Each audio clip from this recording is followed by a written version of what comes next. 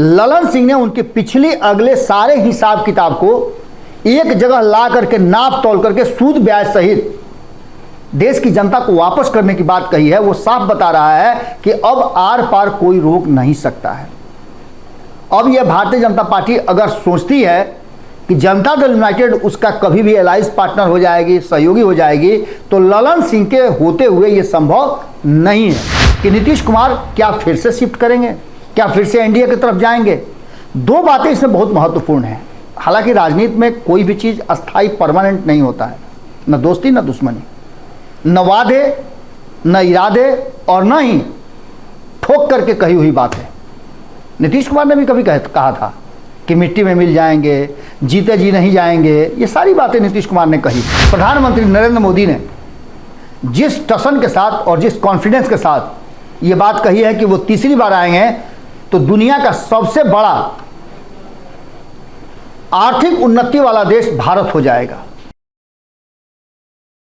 नमस्कार, एक बार फिर से आपका बहुत बहुत स्वागत करते हैं। खबरों की इस होड़ में कई तरह की खबरें आपके सामने से गुजरती होंगी, जिन खबरों में लगातार कयासों के बाजार से निकाल करके खबरें हैं, सूत्रों के आधार पर खबरें, ये सारी चीज़ें होती हैं। तथ्यों के आधार पर भी कुछ खबरें होती हैं जो आपको इशारा करती हैं, हालांकि स्पष्ट नहीं होता है। और स्पष्ट तरीके से जो बॉडी लैंग्वेज है या जो बयान दिए जाते हैं, जो बयान लिखे जाते हैं, वो बताते हैं कि आप उस पर विश्लेषण जब करना शुरू करते हैं तो उसमें कई ऐसे क्लू होते हैं जो बाहर निकलते हैं। अब ऐसी स्थिति में बिहार की राजनीति को डायग्नोस करने का एक सबसे बड़ा तरीका है कि नेताओं के बयान सुनिए, जो सत्ता में है, जो विपक्ष में है। इस बयानों के आधार पर आप जो बातें समझते हैं और उस पर जब मुहर लगाते हैं तो ऐसा लगने लगता है कि आने वाले समय में कुछ तो है जो होना है। आपको बता दें कि 1 साल लगभग होने को जा रहा है, नीतीश कुमार एनडीए से बाहर हैं और ये बार बार कहा जा रहा है, हमने भी आपको कई बार कहा है कि नीतीश कुमार क्या फिर से शिफ्ट करेंगे, क्या फिर से एनडीए की तरफ जाएंगे।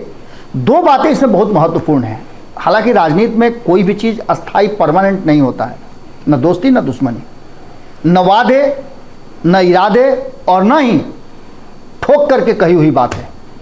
नीतीश कुमार ने भी कभी कहा था कि मिट्टी में मिल जाएंगे, जीते जी नहीं जाएंगे। ये सारी बातें नीतीश कुमार ने कही। भारतीय जनता पार्टी ने भी जब 2013 में अलग हुए थे तो कहा था कि अब इनके साथ कोई संबंध नहीं, लेकिन उसको अपना औकात पता चल गया और नीतीश कुमार से ज़्यादा बेचैनी थी। हालांकि भारतीय जनता पार्टी जब से 2014 में केंद्र की सत्ता में आई तब से उसकी बेचैनी है कि अधिक से अधिक राज्यों पर उसका कब्जा हो। ऐसा ही कुछ आप समझ सकते हैं कि पूर्ण बहुमत की सरकार है कर्नाटका में, वहां भी अब पता चल रहा है कि खेल शुरू हो चुका है। अब आप समझ लीजिए, तो भारतीय जनता पार्टी उतना ही दोषी है, उतना ही ज्यादा लालची है जितना नीतीश कुमार अपनी कुर्सी के प्रति एग्रेसिव है।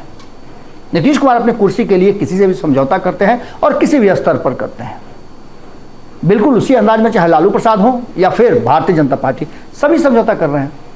लेकिन अब जो ताजा बयान आया है, और ललन सिंह की बात मैं इसलिए कर रहा हूं कि इस बार ललन सिंह ने अपने हाथ में, अपने पूरे मुट्ठी में कहा जा रहा है कि जनता दल यूनाइटेड के फैसलों को कैद कर लिया है। जब से ललन सिंह इस बात के लिए फाइनल किए हैं कि वो अब एनडीए के साथ नहीं रहेंगे, महागठबंधन के साथ रहेंगे, तब से ललन सिंह, चाहे उनके बारे में जितनी भी बातें कही जा रही हो, एक बार भी उन्होंने इशारा नहीं किया है कि वो फिर से शिफ्ट हो जाएंगे। वो पूरी तरह से डिटरमाइन है कि भारतीय जनता पार्टी और एनडीए की तरफ नहीं जाना है, चाहे परिणाम इसके जो भी हों। इस बात को लेकर के ललन सिंह लगातार बयान दे रहे हैं, विपक्ष को एकजुट करने की तैयारी में लगे हुए हैं। आपने देखा होगा कि जहां जहां नीतीश कुमार जा रहे हैं वहां ललन सिंह, कई जगह तो उन्हें अपमान का घूंट भी पीना पड़ा, उनको तरजीह नहीं दी गई, फिर भी वो विपक्ष को एकजुट करने और गैर भाजपाई दलों को अपने साथ जोड़ने के लिए पूरी तैयारी कर रहे हैं। इन सबके साथ जो सबसे महत्वपूर्ण बात यह है कि ललन सिंह ने कुछ ऐसी बातें कर दी है जिसको लेकर के अब यह पक्का लग रहा है कि चाह करके भी नीतीश कुमार एनडीए या भारतीय जनता पार्टी के साथ कोई भी संबंध स्थापित नहीं कर पाएंगे। उस रास्ता को ही ललन सिंह ने चौक कर दिया है। जैसे आपको याद होगा कि ललन सिंह ने चौक कर दिया कि अब आरसीपी सिंह के साथ कोई संबंध नहीं रहेगा। जैसे चौक कर दिया कि अब उपेंद्र कुशवाहा के साथ कोई संबंध नहीं रहेगा, उसी तरह से अब भारतीय जनता पार्टी और एनडीए से कोई संबंध नहीं रहेगा, कोई रिश्ता नहीं रहेगा। उस रास्ते पर इतना बड़ा हर्डल लगा दिया है कि उसे पार करना मुश्किल है, चीन की दीवार की तरह, जिसे पार करना मुश्किल है। बिल्कुल उसी अंदाज में जिस तरह से उन्होंने फुल एंड फाइनल कर दिया है, उसकी कुछ कड़ियां आपको देखने को मिलेंगी और हम आपको उसी पर बता रहे हैं कि ललन सिंह ने पिछले 3 दिन पहले जो संसदीय बोर्ड की मीटिंग बुलाई थी, उस मीटिंग में कुछ लोग नहीं आए थे। जो नहीं आए थे, व्हिप जारी होने के बाद उन लोगों पर अब कार्रवाई करने की बात की जा रही है। और इसके साथ साथ प्रधानमंत्री नरेंद्र मोदी को लेकर के जिस तरह से ललन सिंह ने उनके पिछले अगले सारे हिसाब किताब को एक जगह ला करके नाप तोल करके सूद ब्याज सहित देश की जनता को वापस करने की बात कही है, वो साफ बता रहा है कि अब आर पार कोई रोक नहीं सकता है। अब यह भारतीय जनता पार्टी अगर सोचती है कि जनता दल यूनाइटेड उसका कभी भी एलाइंस पार्टनर हो जाएगी, सहयोगी हो जाएगी, तो ललन सिंह के होते हुए यह संभव नहीं है।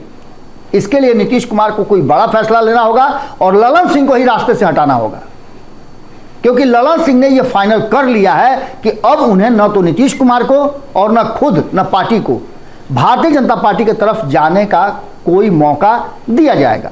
ललन सिंह ने अपने सोशल मीडिया अकाउंट ट्विटर पर एक पोस्ट किया है जिसमें उन्होंने लिखा है कि आदरणीय प्रधानमंत्री जी, देश की जनता को कब तक गारंटी के जुमले की घुट्टी पिलाते रहेंगे?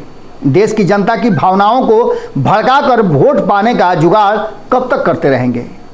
याद कीजिए 2014 में आपने कहा था कि विदेशों से काला धन वापस लाएंगे, सभी गरीबों के खाते में 15 से 20 लाख रुपए भेजेंगे।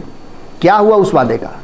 काला धन वापस लाना तो छोड़िए, आपने शासन में जिस तरह से विजय माल्या, नीरव मोदी, मेहुल चौकसी जैसे भ्रष्टाचारियों को संरक्षण दिया, संरक्षण में हजारों करोड़ रुपए लेकर वो विदेश फरार हो गए, अभी तक उन्हें ही वापस नहीं ला पाए, तो आप काले धन को क्या लाएंगे? और ये जुमला कहीं ना कहीं आपके तरफ से ही कह दिया गया है कि ये तो सारी चीज़ जुमला है।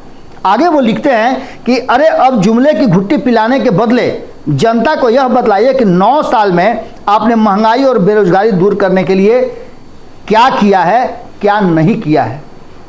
इन सारी बातों को लेकर के जहां ललन सिंह ने उस रास्ते को चौक कर दिया है, सीधे प्रधानमंत्री नरेंद्र मोदी से सवाल पूछ करके, तो भारतीय जनता पार्टी के पास इसका जवाब क्या है, ये देखने वाली बात होगी। पिछले 9 साल से लगातार इस बात का इंतजार इस देश की जनता कर रही है कि प्रधानमंत्री मीडिया में आकर के अपनी बातों को रखेंगे और देश की जनता को समझाएंगे। प्रधानमंत्री सिर्फ कार्यक्रमों में जाते हैं, वहाँ भाषण देते हैं और वहाँ से बहुत सारी चीज़ें निकल करके छन करके सामने आती है।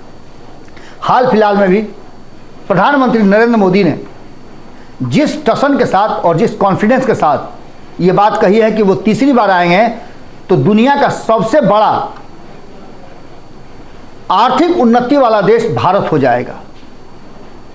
इस बात में कितना दम है ये तो आने वाला वक्त बताएगा, लेकिन एक बार फिर से भारतीय जनता पार्टी की तैयारी और नीतीश कुमार का मजबूती के साथ खड़ा होना और उसमें ललन सिंह का नीतीश कुमार को खड़ा करके रखना, इस बात की तरफ इशारा कर रहा है कि भारतीय जनता पार्टी के लिए ललन सिंह ने मुश्किलें तो जरूर पैदा कर दी है, वहीं अब वो सारे रास्ते ललन सिंह ने बंद कर दिए हैं जहां से भारतीय जनता पार्टी और एनडीए की तरफ जाने का कोई भी संभावना व्यक्त की जा रहा है। वो तीसरी खिड़की जो बताई जा रही थी कि खुली रह गई है, हरिवंश कुमार वाली, हरिवंश प्रसाद वाली, वो भी खिड़की कहीं ना कहीं बंद करने की पूरी तैयारी हो गई है। बहुत जल्दी आपको देखने को मिलेगा कि हरिवंश अब जदयू के और जदयू के स्ट्रेटजी के हिस्सा नहीं है।